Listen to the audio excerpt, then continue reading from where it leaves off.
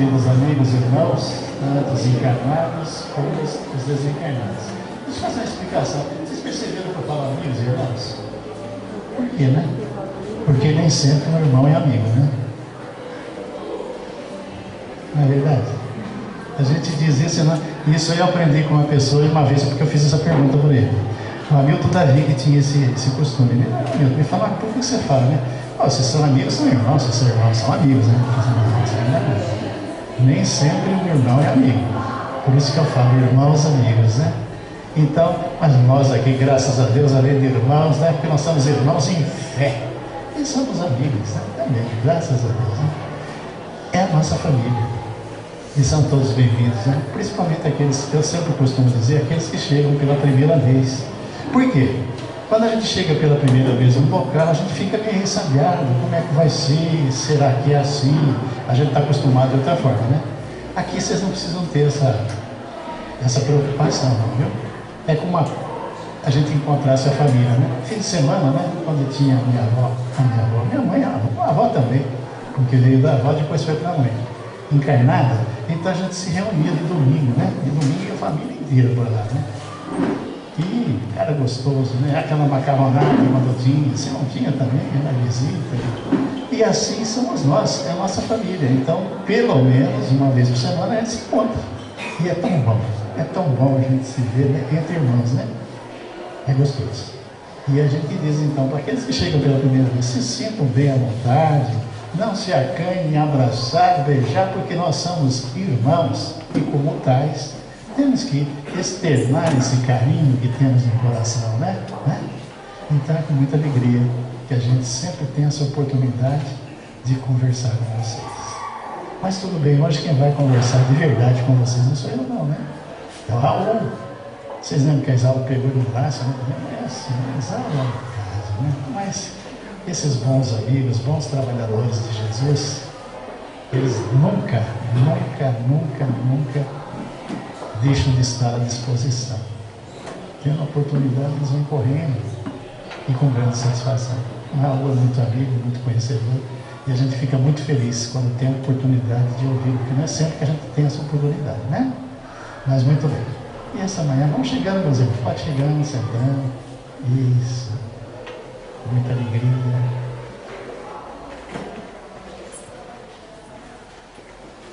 E agora eu vou convidar a todos para que juntos nós possamos fazer uma oração, né? Vamos agradecer, louvar e pedir ao nosso Criador a bênção da paz. Agradecê-lo por tudo, pelo dom da vida, pela saúde, até relativa, porque nem todos nós temos saúde perfeita, né? Mas relativa já está bom demais. E pelo pão de cada dia, pelo trabalho. E agradecê-lo sobretudo. Esses dias estamos passando uns dias um pouco diferentes, né? Todo mundo um pouco opresso, o mundo inteiro vendo essas barbaridades que está acontecendo. Então a gente está um pouco preocupado. Eu, pelo menos, estava um pouco preocupado, né? E o que poderia acontecer nessa abertura das Olimpíadas e tudo mais, né? A gente vê esses atos de terrorismo, mas graças a Deus, e acho que também essa torcida nossa, nessas preces, essas vibrações, pedindo a proteção para o nosso país, tudo está correndo maravilhosamente bem. Então nós temos que agradecer a isso também, né? E assim então eu convido a todos para que juntos, pode sentar, meu irmão, fica à vontade, pode sentar. Eu convido a todos para que juntos então, né, vamos mentalizar Jesus, dar as mãos a Ele e caminhar em direção ao nosso Pai, ao nosso Criador. Volto a dizer, para agradecê-lo, para louvá-lo e para pedir a Ele a bênção da paz, não apenas a nós aqui, mas que se estenda por toda a humanidade. E assim, vamos orar aquela oração que Jesus nos ensinou, dizendo: Pai nosso, que estás em toda parte, santo é seu nome. Venha a nós o seu reino, seja feita a sua vontade, assim na terra como no céu. O pão de cada dia dá-nos hoje. Perdoa-nos, Pai, nossas dívidas, como devemos perdoar nossos devedores. Não nos deixeis cairmos quando nas tentações, mas ajuda-nos, Pai, a livrar-nos de todos os males, pois teu é o poder, o reino e a glória, hoje e sempre. Que assim seja. Assim então, em nome de Deus, de Jesus, Maria, a nossa mãe espiritual, do amigo mentor, na nossa casa e toda a sua equipe. É com alegria e satisfação que a gente convida então Raul. Raul, que Jesus te abençoe, viu?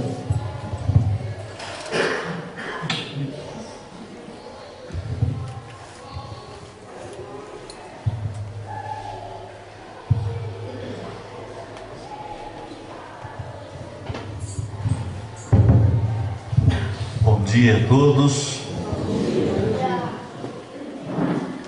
Nós vamos hoje tentar aqui estudar, porque quando se fala em pedagogia, nós estamos pensando em aprendizado, né? E, por incrível que pareça, até para perdoar a gente tem que aprender. A ideia é nós pensarmos um pouquinho sobre o que é que significa os estados mentais que nos levam à situação de não perdão. Por que que todos, indistintamente todos, têm dificuldades de perdoar? Como é que nós podemos conhecer intimamente essas situações que nos entravam a vida e o progresso espiritual? Situações de hétero-perdão, perdoar o outro, situação de auto-perdão, de conseguir se perdoar pelos erros que comete, e talvez até alguns primeiros passos para que a gente consiga aprender a perdoar. É uma lição que a gente deveria refazer ao longo da vida, muitas vezes, e claro, esse é só um início, é só um pequeno elemento de reflexão. É um tema que deve passar pela vida da gente continuamente, porque basta parar um pouquinho para pensar, e nós vamos encontrar na trajetória da nossa vida pessoas que nos desagradaram com alguma coisa, ou com uma atitude, ou com uma palavra, ou com um gesto, ou com a postura em relação a um certo problema. Gente que nós sentimos que nos prejudicaram de alguma forma, nos prejudicaram às vezes numa relação de emprego, nos prejudicaram no ambiente familiar, escolar. Nós vamos nos lembrar com certeza de pessoas que nós mesmos prejudicamos e erros graves que nós cometemos, alguns muito graves, como um crime, como um aborto, e nos culpamos, e às vezes não conseguimos andar, evoluir na vida, porque ficamos entravados na incapacidade de nos auto-perdoar. É um assunto, portanto, que deve estar no dia a dia de cada cristão. Lembram que Jesus, tendo sofrido todo o martírio da cruz, ainda crucificado, pediu perdão, pediu que Deus perdoasse aqueles que eram os seus algozes. Pai, perdoai-lhes porque eles não sabem o que fazem. Até naquele momento de extremo sofrimento, Jesus foi capaz de perdoar, para deixar claro que os nossos inimigos, aqueles a quem nós temos a obrigação de amar, os nossos inimigos não são grandes inimigos de batalhas, são os pequenos inimigos que nós vamos acumulando no dia a dia, na nossa convivência, a nossa convivência familiar. Quanta situação que nós vemos de incapacidade de superação de pequenos problemas. Um amigo me contava que lá na década de 20, final da década de 20, uma parente dele, que era muito ligada ao irmão, passou por uma situação com a cunhada, e essa situação gerou um ódio dela em relação à cunhada, ódio este que ela carregou a vida toda. A situação era a seguinte: o irmão que ela tanto amava se casou com essa moça, que ela inclusive incentivou, ajudou a escolher, e em determinado momento esse irmão contraiu uma tuberculose.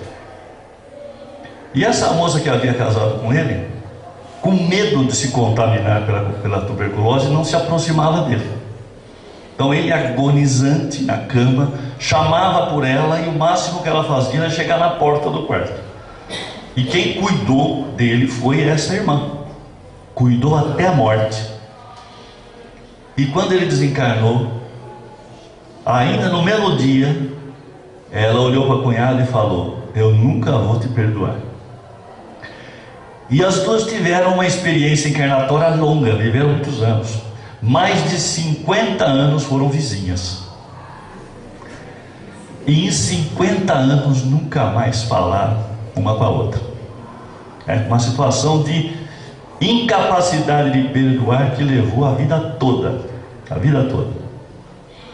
E eu fico escutando os dramas que me aparecem na atividade profissional, principalmente nos processos de família, e eu vejo que essa situação de dramas, de problemas, às vezes até problemas pequenos, em que as pessoas têm dificuldade de perdoar, é uma situação corriqueira.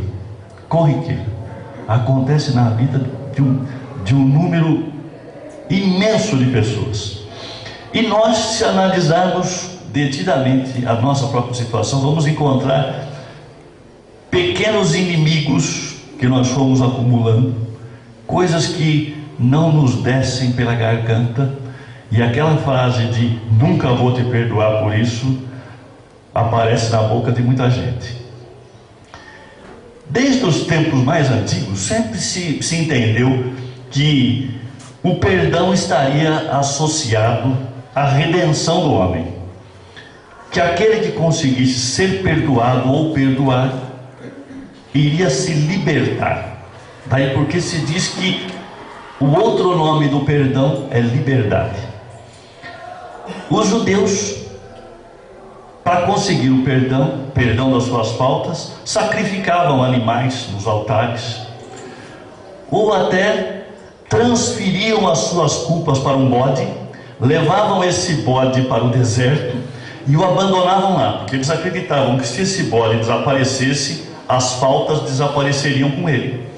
Daí veio inclusive a expressão bode expiatório, né? A expressão bode expiatório veio disso. O bode expiava aquelas faltas. Na Etiópia, várias tribos até hoje mantêm um ritual de vômito em nome do perdão. Vomitar significa pôr para fora todas aquelas coisas ruins, inclusive o sentimento de culpa e a incapacidade de perdoar.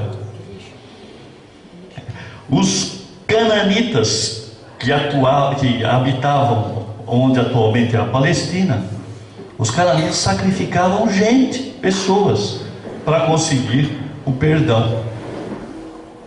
Então essa busca pelo perdão não é uma coisa nova, né? É um ritual que já passou em vários povos e de maneiras diferentes. Nós temos maneiras mais fáceis de perdoar do que soltar bode no deserto, né? Nós precisamos aprender, primeiramente, onde é que estão as nossas dificuldades de não perdoar, e depois aprender algumas coisinhas que a doutrina espírita vai nos colocando, que talvez sirvam da primeira liçãozinha da pedagogia do perdão. Vamos lembrar aqui duas frases de Jesus, né? Perdoar para ser perdoado. Jesus nos disse: se perdoardes aos homens as ofensas que vos fazem, também vosso Pai Celestial vos perdoará de vossos pecados. Mas se não perdoardes aos homens, tampouco vosso Pai vos perdoará os vossos pecados. Vejam que não consegue o perdão quem não consegue perdoar. Isso não é castigo, é que quem não consegue perdoar se fecha e não consegue receber perdão. É como se fosse um copo que eu estivesse tentando encher embaixo da torneira com a boca para baixo. Não tem jeito, não consigo encher o copo nunca. Porque me coloco naquela situação de fechamento, de clausura pessoal. A graça de Deus, a bênção de Deus não consegue me atingir. Ela continua sendo jorrada, mas não conseguem me atingir. Então Jesus disse: se querem ser perdoados, perdoem. Uma outra frase conhecida de Jesus: se teu irmão pecar contra ti, vai e corrige-o entre ti e ele somente. Se te ouvir, terás ganhado o teu irmão. Então, chegando-se Pedro a ele, perguntou: Senhor, quantas vezes poderá pecar meu irmão contra mim para que eu lhe perdoe? Será até 7 vezes? Vê que Pedro já chutou baixo. Respondeu-lhe Jesus: não te digo 7 vezes, mas 70 vezes 7.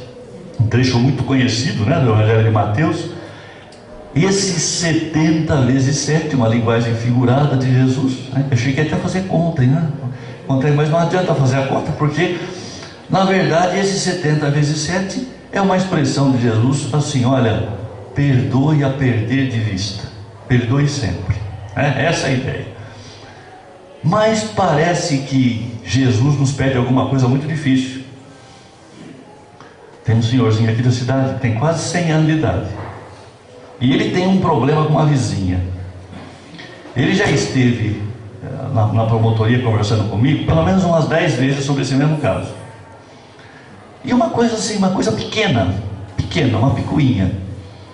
E eu falei para ele: puxa, mas o senhor tem que superar isso, o senhor tem que passar isso por cima, né? Já ingressou com ação judicial, já foi indenizado. Ele não adianta, que ele não se conforma do que aconteceu. Ele acha que a vizinha, entre aspas, roubou dele uma faixinha de terra de 25 centímetros do começo ao fundo do terreno. Ela fez o muro no lugar errado. E ele não se conforma que o muro, a justiça não mandou derrubar o muro. Ele não se conforma. E eu fui fazer essa palestra no Centro Espírita, lá no Obreiro. Cheguei lá e ele estava na primeira fila. E eu falei: que bom, né? E falei várias coisas olhando para ele. E ao terminar a palestra, ele foi lá e falou assim para mim: então, eu queria ver com o senhor se a gente não podia continuar aquela conversa sobre aquele caso. Eu falei: puxa vida, mas o senhor não percebeu que o senhor tem que dar esse passo de conseguir o perdão? Ele falou assim para mim: isso é coisa para Jesus. A gente acaba achando que Jesus pediu demais. Como assim amar os inimigos? Uma vez no Evangelho do Lar lá em casa, o meu filho menorzinho falou assim: mas como amar inimigo? O cara maltrata a gente, faz coisa errada, eu tenho que perdoar? Eu falei assim: pois é, não é só perdoar, você tem que amá-lo. Olha que custo que é isso, porque amar as pessoas que gostam da gente é uma coisa muito fácil, trivial, pequena, agradável até. Amar esses que nos magoam, esses que nós registramos na memória algum pecado, algum erro, e como ser humano tem uma capacidade extraordinária para esquecer favor e guardar desaforo. Uma capacidade extraordinária. Passado alguns anos, ele já não lembra quem o beneficiou, mas quem fez uma desfeita para ele, esse ele lembra. Ele lembra, é capaz de lembrar dia e hora. A pessoa que fez até esqueceu já, mas ele que se sentiu magoado não esqueceu. Então, esse perdoar 70 vezes 7 de Jesus não é uma lição fácil. Faz parte da nossa pedagogia. No fundo, nós vamos criando algumas couraças da alma. De algum modo, essas couraças são proteções normais. A gente vai criando couraças de proteção com o medo, com a ansiedade, com a prudência. Isso tudo são coisas positivas. Acontece que nós não sabemos calibrar muito isso. Então vamos criando couraças que acabam virando entulhos espirituais. Lixão. A gente tem até essa capacidade de guardar tranqueira em casa. Tranqueira material. E tem alguns psicólogos que inclusive dizem que as pessoas que guardam coisas demais têm esse apego exagerado às coisas, a ponto de ter armários e mais armários com coisas que nunca usam, mas que guardam porque dizem assim: um dia eu vou precisar. E quando precisam, sequer lembram que tem, e se lembrar que tem, não acham. Vão guardando essas coisas por fora e às vezes vão guardando essas coisas por dentro. Vão acumulando tranqueiras na alma, entulhos espirituais. E esses entulhos espirituais vão atrapalhar a nossa capacidade de perdoar, porque essa couraça do ressentimento, da mágoa, é uma delas que vai nos entravando. O ressentimento é o assoalho da vingança. Eu vou nutrindo isso, sempre com uma perspectiva de que um dia eu vou dar o troco.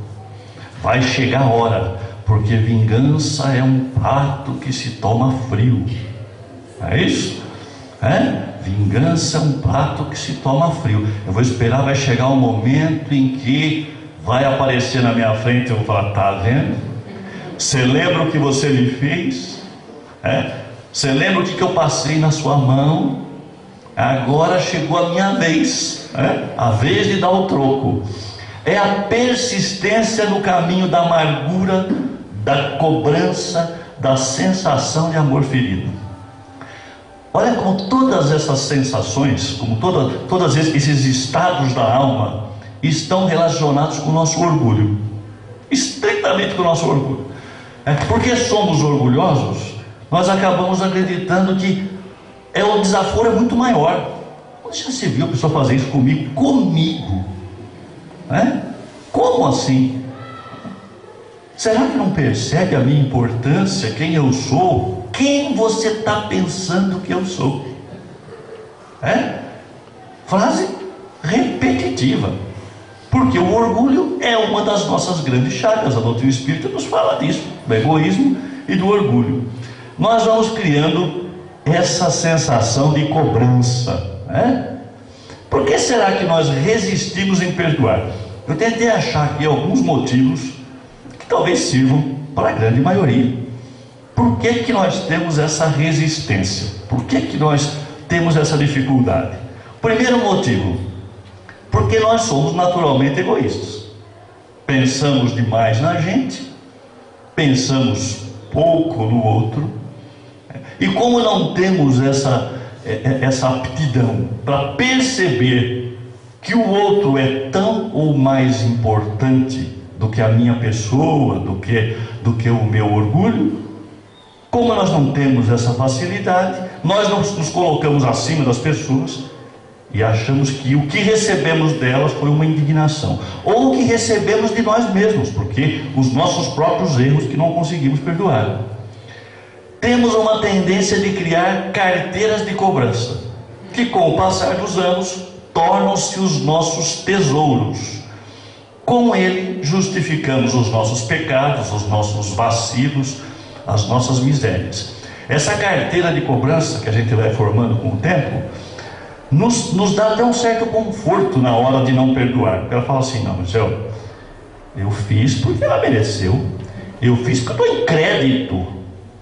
estou em crédito, ela já fez isso para mim, já fez aquilo, já tomou tal atitude, já falou tal coisa. Então, se eu estou devolvendo isso, é justo, porque há um equilíbrio de situações. Eu saco da minha carteira essa carteira de cobrança e puxo lá a nota promissória que o sujeito assinou lá atrás, quando ele foi errado comigo, Eu guardo, puxo essa nota promissória, está aqui, olha, chegou a hora de você pagar essa fatura aqui, esse título aqui. Nós vamos criando essas carteiras de cobrança. Esse é o primeiro motivo.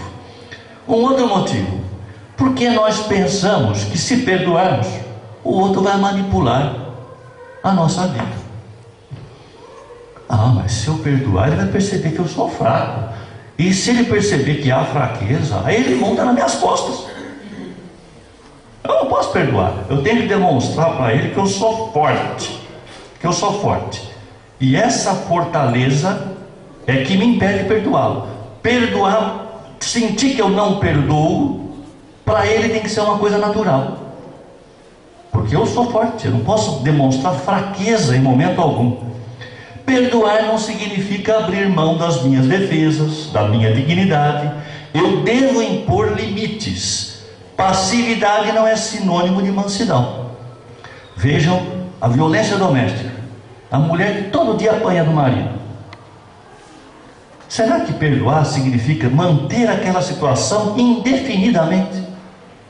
Indefinidamente. Apanhar a vida inteira. Porque disseram para ela que ela precisa perdoar. Bom, mas perdoar significa não se defender, significa manter uma passividade. É isso? Mas é claro que não. Se for preciso romper aquela situação de opressão, ela tem que romper. A questão do perdão vai estar no depois. Como é que eu vou encarar essa pessoa o resto da minha vida? Que sentimentos eu vou nutrir por ela no resto dos meus dias? Como é que vai ser? Eu vou continuar mantendo aquele sentimento de ódio a vida inteira, porque eu fui agredido no casamento por um desequilibrado? Então, nós não podemos acreditar que perdoar significa simplesmente renunciar à imposição de limites. Podemos impor limites, podemos nos defender, e isso não significa falta de perdão. Um outro motivo, porque nós pensamos que se escolhermos o caminho do perdão, necessariamente vamos desistir da justiça. E a justiça é aquela que eu medi. Portanto, eu é que tenho que fazer a justiça. A justiça é do tamanho da minha régua. Eu tenho que fazer a justiça do meu jeito. E aí é que nós erramos.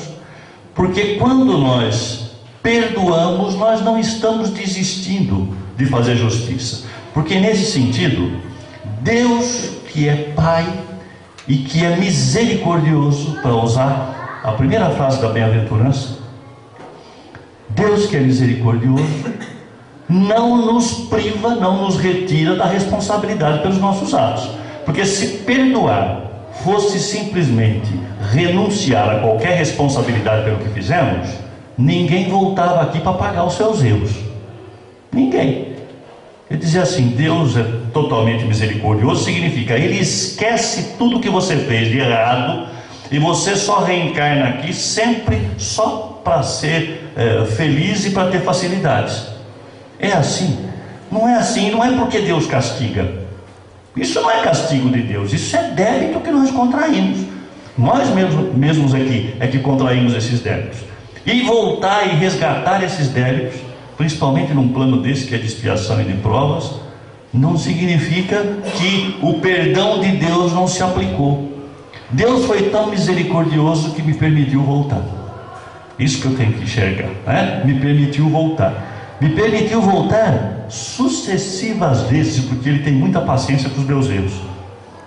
Muita paciência com os meus erros. Então, eu volto em razão do perdão de Deus, mas com responsabilidade. Porque aqueles que eu prejudiquei, de alguma maneira eu vou ter que reparar esses prejuízos. Então, quando eu perdoo, eu não estou abrindo mão daquilo que é justo. O que verdadeiramente queremos é justiça ou é vingança? Porque o perdão não anula responsabilidades. Perdoar é desistir de ser o juiz, deixando que as estruturas de Estado, quando acontece um crime, por exemplo, ou Deus, exerça o seu juízo. Aquele que perdoa, coloca as coisas na mão de Deus. Olha, se ele me prejudicou, não é comigo que ele tem que acertar contas. Ele tem que acertar contas, às vezes com a justiça dos homens, às vezes com a justiça divina. E eu não abro mão disso, ainda que eu queira.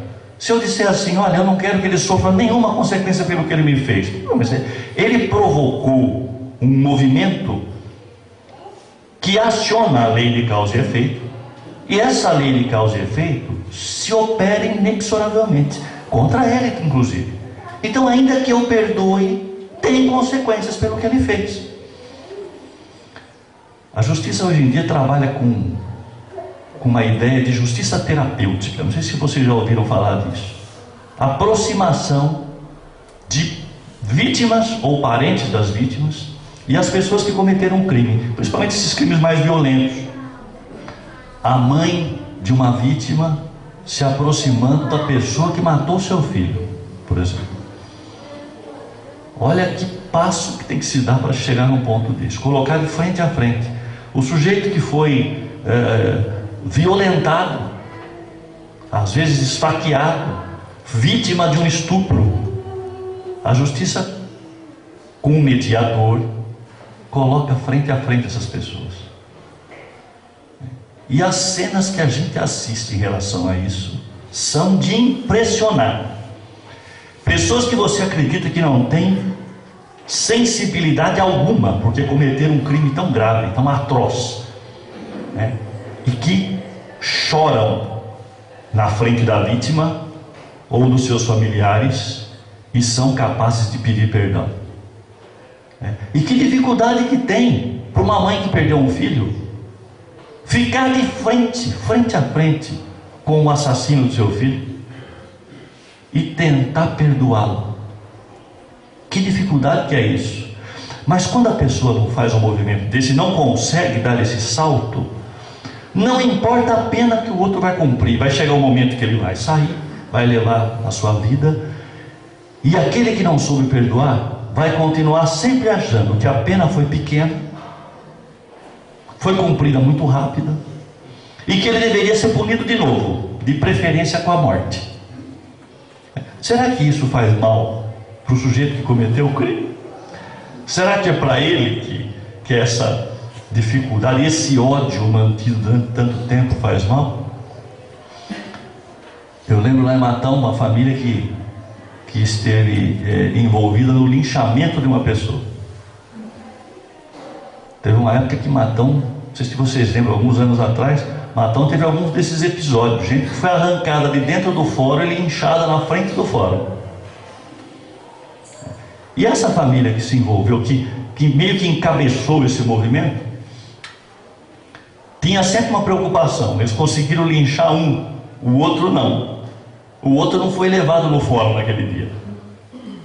A justiça teve o cuidado de interrogar um de cada vez. Não interrogou os dois naquele dia. Eles entraram no fórum, pegaram essa pessoa, mataram a pauladas na frente do fórum, na rua, na frente do fórum. A preocupação dessa família, mais de 15 anos depois, era o momento em que o outro fosse sair da cadeia.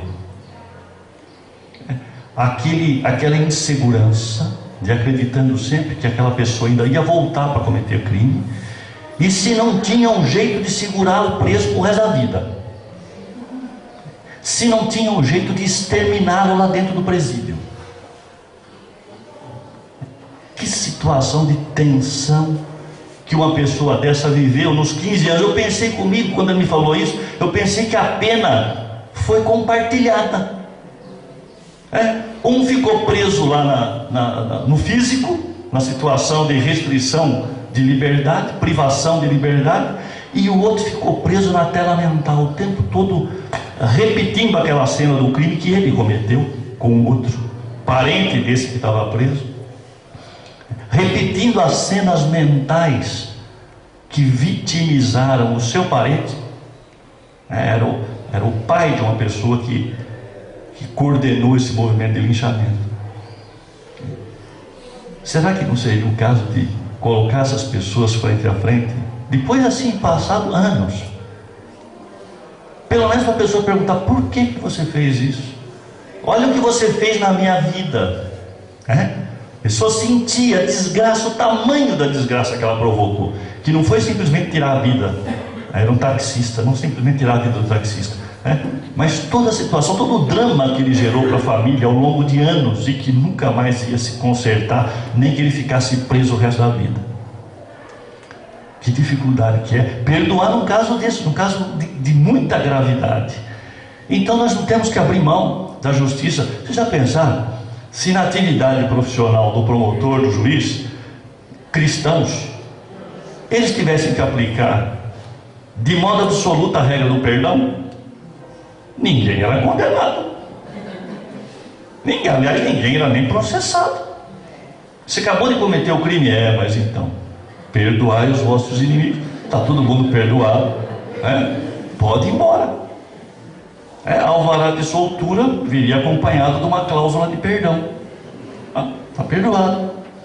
Não teria jeito. Nós temos que aplicar os mecanismos de justiça dos homens, e principalmente os mecanismos de justiça divina que nós não precisamos aplicar. Ele se aplica automaticamente. E quando nós perdoamos, nós não estamos abrindo mão nem de uma coisa nem de outra. Mas também, ainda que a justiça humana esteja se fazendo, eu não estou conseguindo perdoar se o fato daquela pessoa estar presa, estar passando por uma dificuldade muito grande na prisão, eu me comprazo com aquilo me dá uma delícia. Eu sinto um doce na boca, como se fosse uma vingança e não um ato de justiça.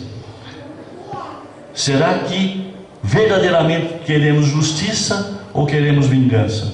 A justiça vai se fazer, mas eu tenho que aprender a pular essa etapa da minha vida e colocando nas mãos de Deus, e mais ainda, rezando por Ele, para que Ele se encontre, para que Ele se ache nos seus erros, para que Ele perceba o que é que Ele provocou na minha vida. Isso é difícil, é difícil, mas esse é o perdão. Um quarto motivo, por que temos dificuldade de perdoar? Porque achamos que perdoar significa esquecer. Perdoar significa esquecer. Olha, fatos graves como esse, se a pessoa esquecer, é porque ela está com Alzheimer, é porque ela tem algum problema de memória. Ninguém esquece isso. Como é que eu vou esquecer a pessoa que matou meu filho? Como é que eu vou esquecer uma coisa dessa? Como é que eu vou esquecer o aborto que eu provoquei, as pessoas que eu induzi a abortar? Como é que eu vou esquecer de uma coisa dessa? Não vou esquecer. Agora, perdoar significa esquecer? Mas é claro que não significa esquecer. Eu posso ter aquilo registrado na memória, mas como é que eu trabalho com aquela lembrança? Como é que eu trabalho? Eu vivo ruminando aquela lembrança? Eu vivo planejando o dia que eu vou encontrar de novo aquele sujeito, aquela pessoa, para desforra? É isso que me movimenta. É aguardar aqui no meu caderninho a oportunidade, o momento certo, e já planejando o que é que eu vou falar quando ele chegar na minha frente e admitir algum erro, ou quando ele por algum motivo me depender de mim para alguma coisa. Eu me lembro de uma situação lá nos tempos de seminário ainda, estava falando para o senhor Anésio aqui que ontem eu encontrei gente, fazia 40 anos que eu não via. Foram seminaristas comigo lá na década de 70. O ambiente de seminário é um ambiente que tinha piedade e maldade ao mesmo tempo. Os mais piedosos te davam um exemplo de oração, de resignação. Os menos evoluídos, e eu não tinha ideia do que significava menos ou mais evoluídos, esses aprontavam com você continuamente, frequentemente. E eu me lembro de um especial que me prejudicou muito, com uma história que ele inventou, uma situação totalmente fictícia, e eu fui prejudicado por causa disso. E não tinha como provar o contrário. Bom, fiquei com aquilo muito tempo me amargurando. Mas foi passando o tempo, eu não esqueci, mas também não me incomodava. Foi passando. Depois de uns 30 anos desse fato, eu já era promotor aqui em Araraquara, me chega essa pessoa lá na promotoria, no atendimento ao público. A mesma pessoa, ela foi lá em busca de uma ajuda para o pai que estava internado na Santa Casa, e o plano de saúde não queria fazer uma cirurgia. Uma dificuldade com o plano de saúde. A hora que eu vi o sujeito na porta da minha sala, o primeiro ímpeto foi assim: voltou.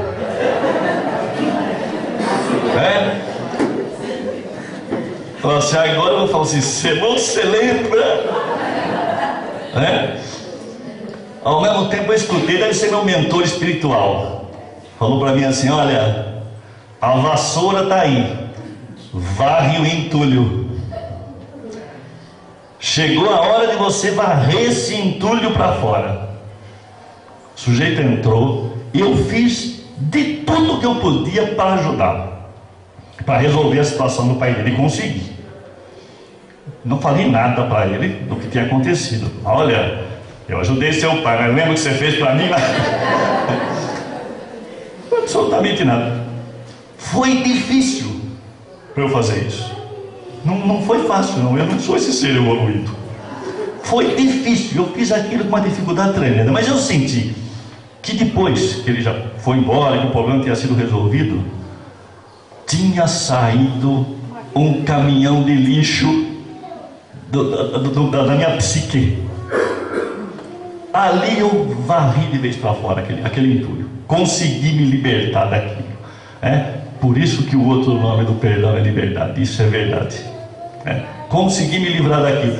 No fundo, quanto tempo eu fiquei ruminando aquela situação, de me sentir injustiçado, de sentir que ele havia sido um canalha, de achar que aquilo não era coisa que se fizesse com um amigo. Quanto tempo eu fiquei cobrando, juntando na minha carteirinha de cobranças as faturas. Graças a Deus que eu não tive coragem de cobrar dele, de falar: chegou a sua hora, agora está aqui, você vai pagar. Essa situação me ensinou muito. Eu tinha feito essa palestra fazia pouco tempo. Eu lembrei dos entulhos na hora. Eu falei: aí o meu, esse é um entulho. E eu estou tendo a felicidade de ter a oportunidade de me livrar disso. Isso é uma bênção. Mandar esse cara para cá com 9 promotores veio para mim. Sabe que foi por acaso? Tinha 9 para atendê-lo, caiu para mim. O cara não chegou lá perguntando por mim, eu queria ser atendido. Que oportunidade que eu tive. Aquilo tinha que olhar vendo como um ato de bênção divina. Eu falei assim: olha, está aqui a oportunidade para você conseguir superar isso. A diferença entre esquecer e perdoar. Se nós não conseguimos não esquecer, possivelmente não vamos conseguir esquecer tudo, pelo menos temos a oportunidade e temos que fazer um esforço para não ficar cultivando aquilo. Conta o Chico que, numa dos livros do Baceli, é contada essa história, que alguém lá em Pedro Leopoldo havia prejudicado muito o Chico, em público, num bar. O Chico ficou muito magoado com aquilo, mas pediu a Jesus que o ajudasse a perdoar aquela pessoa. E durante muito tempo rezou por ela todos os dias. Essa pessoa foi embora de Pedro Leopoldo e depois de uns 20 anos voltou para a cidade e começou a ir no centro que o Chico frequentava. E o Chico percebia que parece que ele conhecia o cara de algum lugar, mas já não lembrava muito dele. E o sujeito evitava o Chico. Toda vez que via, saía de fininho e tal, não encarava o Chico. Mas chegou um dia na rua, numa esquina, os dois toparam. Aí o Chico falou: meu irmão, parece que eu te conheço e eu percebo que você corre um pouco de mim. Eu te fiz alguma coisa? Eu te magoei, eu fiz alguma coisa para você? Olha só a postura inversa, Ele falou assim: não, Chico, fui eu que fiz para você.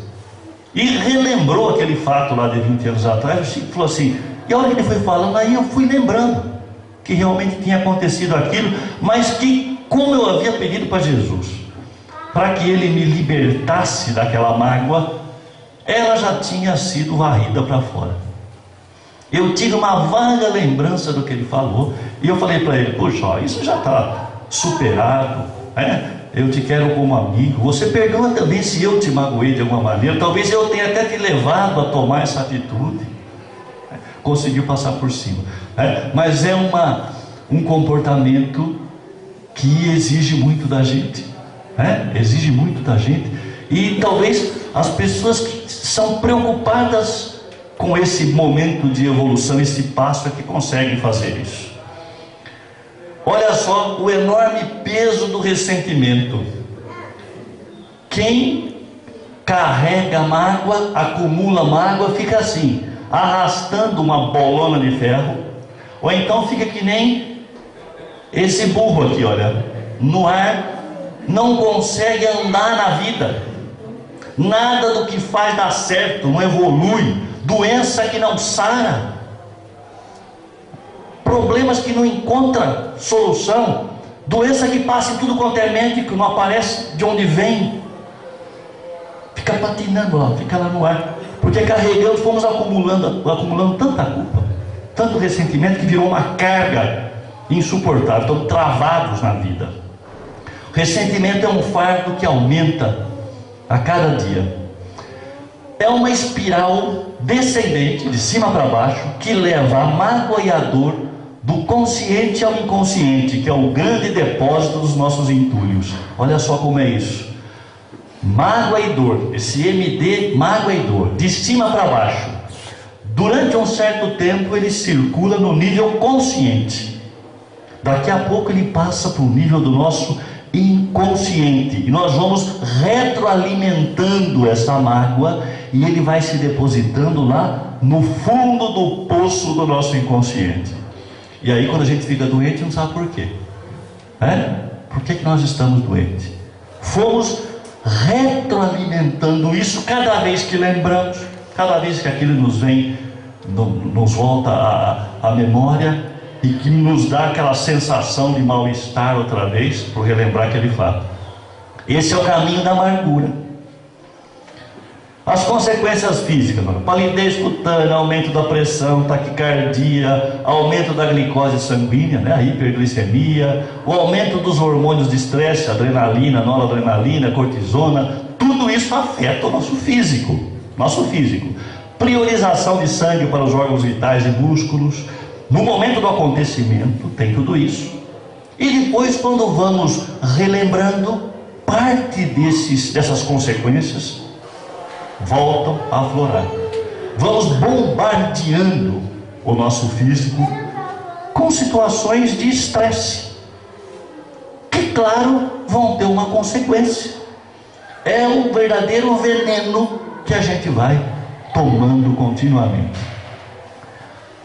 A ciência tem demonstrado que os estados mentais, os estados espirituais, são capazes de alterar a competência do sistema imunológico do indivíduo, fragilizando, por exemplo, em sua capacidade de defender-se da invasão de um vírus.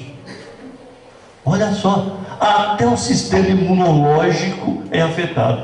Vamos ficando mais fracos para resistir às doenças, e adoecemos mais fácil. Note que se eu não perdoo pelo outro, eu deveria perdoar pelo menos por mim mesmo. Pelo menos por mim mesmo. É um perdão um pouco egoísta, mas eu tenho que olhar que se eu não consigo perdoar, fico doente. Essa autora, Louise Hay, ficou famosa com esse livro, Você Pode Curar Sua Vida. É um livro, é um best-seller lançado lá na década de 70. Vendeu milhões de exemplares. Esse outro também, Um Curso em Milagres. São duas obras conhecidíssimas sobre o assunto. Não era só a situação de perdão que dizia respeito aos estudos da Louise Hay, mas ela associou várias doenças a esses estados mentais. Vou citar algumas aqui: asma, sentimento contido, choro reprimido; câncer, mágoa profunda, tristezas mantidas por muito tempo; colesterol, medo de aceitar a alegria; dor de cabeça, autocrítica, falta de autovalorização; enxaqueca, raiva reprimida, pessoa perfeccionista; hepatite, raiva, ódio, resistência a mudanças; insônia, medo, culpa; pressão alta, problema emocional duradouro não resolvido. Todas as doenças, todas elas associadas a esses estados mentais. Prisão de ventre, preso ao passado, medo de não ter dinheiro suficiente. Olha quanta gente tem prisão de ventre.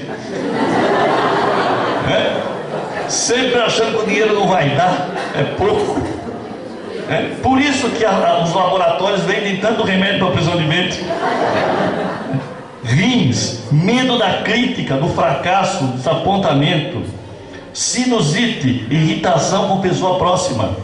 Olha aí, quanto genro que não tem sinusite. Quantas doenças. O André Luiz diz numa das suas obras: as moléstias da alma são mais aflitivas e mais graves que as doenças da carne. Essas moléstias da alma é que vão provocando esses estados de doença. Olha Luiz Rei, diz assim: somos 100% responsáveis por tudo de ruim que acontece em nosso organismo. 100% responsável. Achei que exagerou um pouco, 100%. Toda doença tem origem no estado de não perdão. Toda doença tem origem no estado de não perdão. Esse médico, Juan Hitzig, médico professor de biogerontologia de Buenos Aires, ele criou um chamado alfabeto emocional. Interessante isso aqui. Olha, as condutas S: serenidade, silêncio, sabedoria, sabor, sexo, sono, sorriso, promovem secreção de serotonina, que é o hormônio que nos faz sentir melhor. Todos eles provocam uma produção maior de serotonina.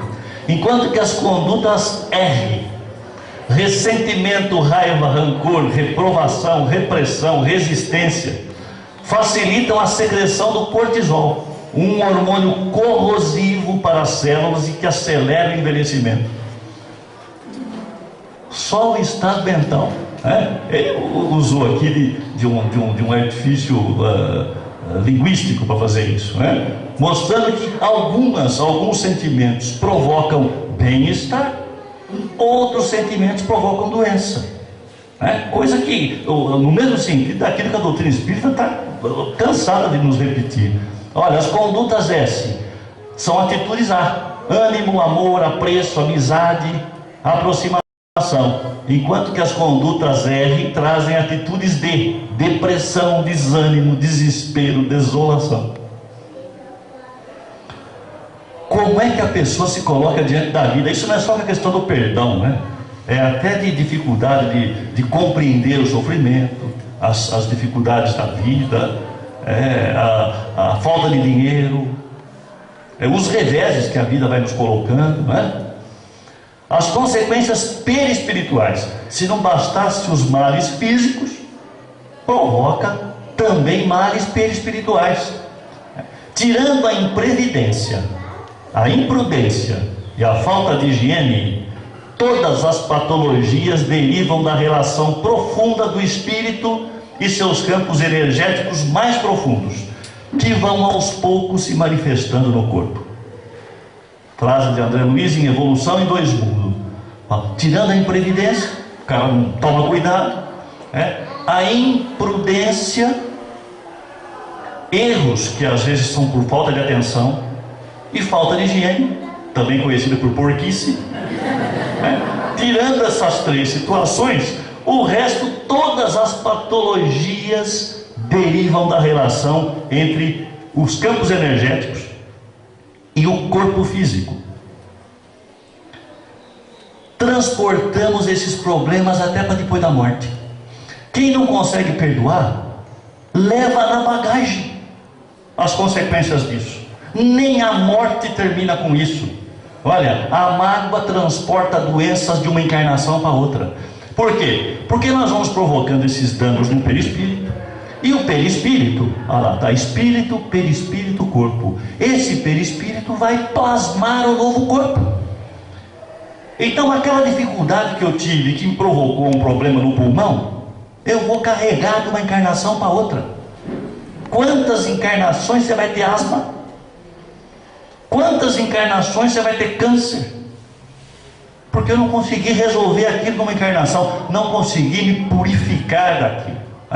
A consequência perispiritual vai como herança. E as pessoas acham que aquilo tudo, todos os transtornos, todo o sofrimento vai terminar com a morte. Alguns inclusive optam pelo suicídio em razão disso. E o suicídio resolve, vai lá, continua de uma encarnação para outra. O perispírito móvel é o modelo organizador biológico que nos fala a doutrina espírita. É afetado por esse tipo de comportamento e vai plasmar novas encarnações. Além da morte, se não bastasse aquilo que nós carregamos, nós vamos juntando inimigo. Espíritos vingativos perseguem, sempre com o seu ódio, além da sepultura, aqueles que ainda são objeto de seu rancor. Capítulo 10 do Evangelho segundo o Espiritismo. Capítulo 10. Espíritos vingativos. As situações de obsessão, das mais simples às mais graves, estão sempre relacionadas com vingança. Gente que te persegue por aquilo que você fez em encarnações passadas ou fez em encarnação presente. Continua lá. Os livros do André Luiz estão recheados disso. No livro Ação e Reação, ele conta a história do Antônio Olímpio. Vocês se lembram, se leram isso, né? O Antônio Olímpio, que para ficar com a herança que os pais haviam deixado, mata 2 irmãos, leva os 2 para um passeio de barco e lá no meio liquida os 2. Acreditou que isso bastasse para ele ficar com a herança. O que aconteceu? Esses 2 se tornaram obsessores da família, a ponto de obsediarem a mulher dele e levar a mulher ao suicídio no mesmo lago. E depois que o Antônio Olímpio desencarna também, eles o aprisionam e ele sofre durante décadas aprisionado pelos 2 irmãos.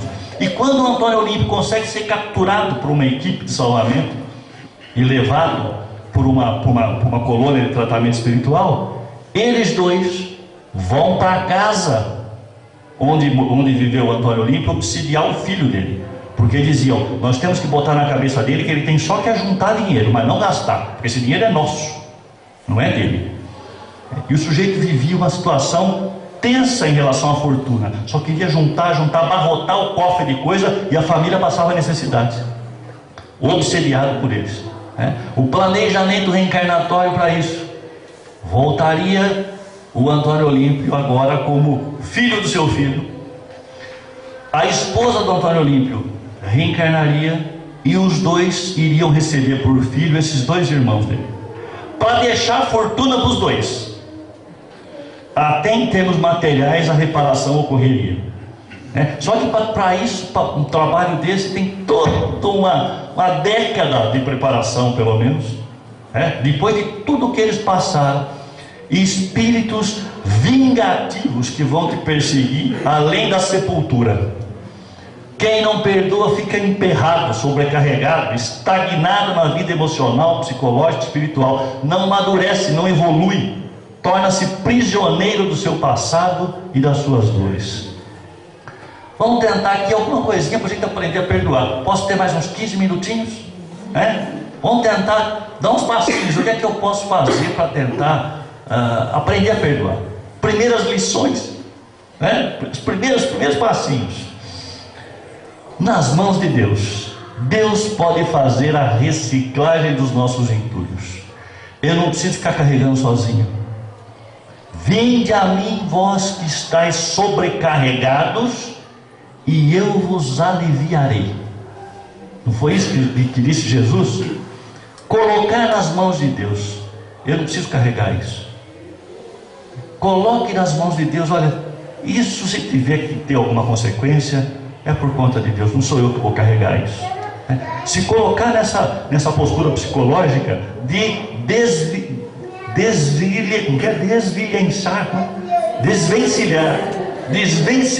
se desvencilhar dessa sujeira. Devo depositar nas mãos de Deus sem ficar procurando os porquês ou os culpados. Quem é que estava errado, quem não estava, eu que estava certo, quem não estava, não podia ter falado isso. Não fico procurando culpados. Quem é que tem que ser responsabilizado? Depuração, segundo passo, tem a ver com o primeiro também. Identificar e encarar os nossos ressentimentos e culpas. Tem gente que para isso precisa de terapia. Precisa de um psicólogo. Para um psicólogo tentar escavar no armário das suas tranqueiras, onde é que você está guardando isso. Às vezes é coisa que você guarda de tantos anos. Precisa soprar essa poeira. Eu preciso me depurar. Os sentimentos mais profundos precisam aparecer e ser colocados para fora. Precisam ser expurgados, como se fosse um furúnculo saindo. Sair aquela sujeira, aquela tranqueira. Eu preciso colocar aquilo para fora. Identificar quais são os inimigos que você juntou. Identificar, encarar essas situações, ou as minhas próprias culpas. Quando a incapacidade de perdoar é de incapacidade de me auto-perdoar. Aqueles erros que eu cometi e que eu não consigo passar por si, fico me cobrando continuamente do erro que eu cometi. A escalada da libertação, a mágoa e a culpa que eu sustento me fazem adoecer. Já vimos, é a zona de remorso. A mágoa e a culpa que eu trabalho positivamente me fazem crescer. É a porta de libertação. É esse percurso íngreme, difícil de ser escalado, né? Como aparece nessa situação, difícil de ser escalado, mas essa mudança, esse passo em direção à porta da libertação. Olha como é que é diferente agora o caminho do perdão. Agora é de baixo para cima. Eu vou retirando lá no fundo do meu inconsciente a mágoa e a dor e reafirmando o perdão. Vejam que a reafirmação do perdão, ela não acontece instantaneamente. Ela não é apenas um momento de falar eu te perdoo. É eu te perdoo todo dia. Eu rezo por aquela pessoa. Eu dirijo aquela pessoa às vibrações mais positivas de felicidade. Eu não quero que ela se estrepe na vida, não quero que ela se dê mal. Eu não vou me sentir feliz se ela for prejudicada. E isso é um movimento de retroalimentação, de reafirmação. Mas agora de baixo para cima, para que eu traga isso para o nível do meu consciente e essa mágoa e essa dor sejam liberadas. Liberadas. Quantas vezes que eu preciso repetir esse movimento? Se eu fosse um espírito evoluído como Jesus, numa frase eu faria isso, num olhar eu faria isso. Mas como eu não sou, eu preciso repetir isso. Eu preciso procurar essa pessoa, se eu ainda encontro, e falar isso para ela. Mas foi ela que errou comigo. Pois é, faça o movimento contrário. Procure essa pessoa e peça perdão para ela. Puxa vida, mas a pessoa vai perceber, se ela tiver um mínimo de consciência, ela vai perceber que o seu gesto é muito nobre, porque ela é que devia te pedir perdão e você está pedindo perdão a ela. Olha, se eu te magoei, se eu te prejudiquei alguma vez, você me perdoa. Se eu já não tenho mais chance de encontrar essa pessoa porque ela já desencarnou, peça isso em oração, peça isso em pensamento. Ore por essa pessoa, se eu já não tenho mais chance de encontrar. Quantos que só tiveram a oportunidade de pensar nisso no velório da pessoa? No velório. Lá em Matão tinha dois que não podiam se ver. Os dois não podiam se encontrar. E o dia que um deles faleceu, era uma pessoa que tinha sido prefeito na cidade, importante e tal, foi velado na igreja. E o outro, que era reconhecidamente, todo mundo sabia que era inimigo daquele, foi encontrado indo para lá, no velório.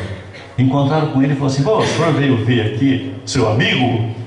Ironicamente, né? Ele falou assim: eu vim aqui para ter certeza que ele morreu. Vai que é mentira. Mas no fundo ele deve ter chegado ali naquele momento e falar assim: olha só, quantos anos que eu guardei isso? No que acabou? Hoje está ele aqui no caixão, amanhã estou eu. Adiantou o quê? Eu carregar isso a vida inteira, fazendo mal para mim, fazendo mal para ele. Não esperar chegar numa situação dessa, né? Não deixe de considerar. Programe-se mentalmente para o perdão e persevere nele. É a insistência. Programar-se mentalmente. Identificar quais são os problemas e programar-se mentalmente. Ofensas nem sempre são coisas pessoais. Essa é outra tendência. A gente achar que o sujeito fez especialmente para mim. Eu sou um cara tão importante, mas tão importante, que ele planejou falar isso ou me prejudicar ou tomar essa atitude, porque eu sou o máximo. Veja se isso não é orgulho puro, né? Orgulho puro. As ofensas nem sempre são coisas pessoais, elas são coisas banais, triviais do dia a dia. Poderia ter acontecido com qualquer um. Não aconteceu com você por um planejamento dos astros. A imaturidade espiritual do ofensor, essa é uma boa. Aliás, Jesus pensou nisso quando disse: Pai, perdoai, eles não sabem o que fazem. São imaturos espirituais, são crianças espirituais. Sabe por que ele age desse jeito comigo? Porque não conhece o mínimo do que significa evolução espiritual. Então, se eu não quero, se eu tenho dificuldade de perdoá-lo objetivamente, apenas pela situação, pelo menos que eu perdoe pela imaturidade dele. É um ser tão involuído que eu tenho que compreender por que ele age assim. A imaturidade espiritual do ofensor. Ele é meu instrumento de prova. Viram isso no filme do Chico? O Emmanuel acorda o Chico logo de manhã e fala assim: Chico, levanta, a pessoa que te perseguiu a vida inteira, que era o padre da cidade, aquela pessoa que te perseguiu a vida inteira, que foi o seu instrumento de prova, desencarnou. O seu benfeitor desencarnou. Aí o Chico falou: como é o benfeitor? Esse cara me azarou a vida inteira, me perseguiu, trouxe procissão na porta da minha casa. Falou assim: pois é, esse é que fez você crescer espiritualmente. Então, olhe para o ofensor como o meu instrumento de prova. Alguém que foi colocado no meu caminho para me ajudar a entender a minha pequenez, para dar uma desbastada no meu orgulho, para perceber que eu não sou tudo aquilo que eu acho que eu sou, porque eu tenho que reconhecer que a humildade me faz crescer. Olha como serviu de instrumento de prova. Vamos concluir lembrando da frase de Jesus: amar os inimigos não é ter por eles uma afeição que não é natural. É não lhes ter ódio, nem rancor, nem desejo de vingança. É perdoar-lhes sem segunda intenção e incondicionalmente pelo mal que nos fizeram. Quer saber o sentido do amar o inimigo? O Evangelho segundo o Espiritismo, capítulo 12, tem 3. É esse sentido. Não é simplesmente esquecer, não é ter uma afeição natural. Você não precisa chamar o inimigo para fazer uma festa na sua casa, não precisa levar ele para jantar, mas é não ficar nutrindo ódio, rancor, desejo de vingança. Perdoar sem segunda intenção, colocar na mão de Deus, enxergar quem que ele é espiritualmente, talvez ainda imaturo, uma criança espiritual. Bem-aventurados os misericordiosos, porque alcançarão misericórdia. Misericórdia é ter piedade de coração. Miserere cordis, ter piedade, a piedade de coração. Esses misericordiosos é que Jesus diz que encontrarão perante Deus misericórdia. Talvez muitos dos nossos erros possam ser atenuados, inclusive nos compromissos de encarnações futuras, por conta da nossa misericórdia. Acho que é isso. Muito obrigado.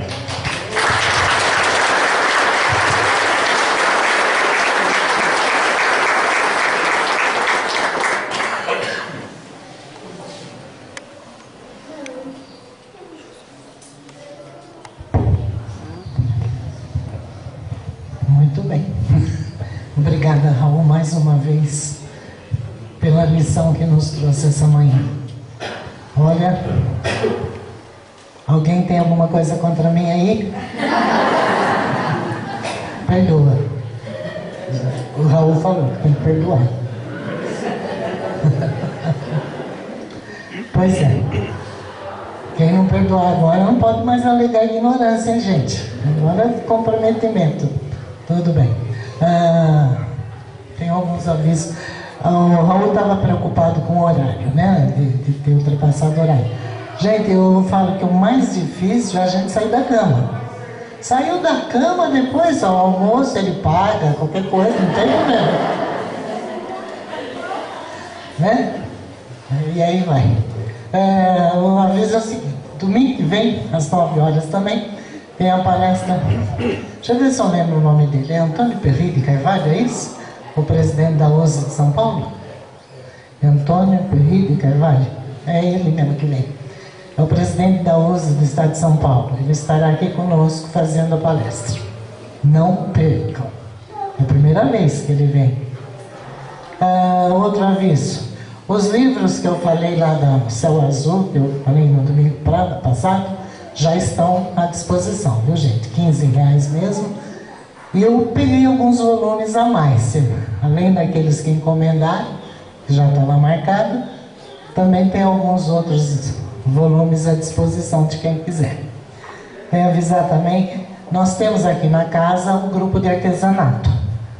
E nosso costume era fazer uma feira no final de ano, mas aí surgiu uma ideia, as artesãs resolveram que essas confecções que elas fazem, poderiam ser durante o ano vendidas, né? São lembranças, às vezes a gente tem um aniversário, um amigo para visitar, tudo, e gostaria de levar uma lembrança, tem à disposição aí, o artesanato fica lá embaixo na sala lá do fundo. É só ir lá, a Anice, a Rogéria estão lá para atender os nossos irmãos.